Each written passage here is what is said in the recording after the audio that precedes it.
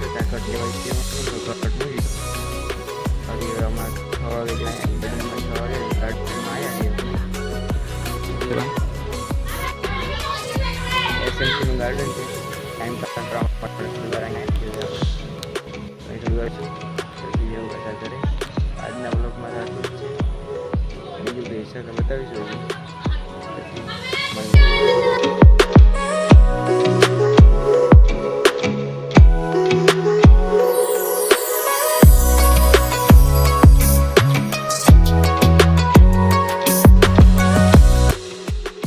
Hello guys, આપણે હવે આવી ગયા છીએ વાળ કપાવવા. તો વાળ કપાઈ ગયા એકદમ મસ્ત. વાળ કપાવીને પછી મળીએ આપણે ઘરે જઈને. જય માતાજી.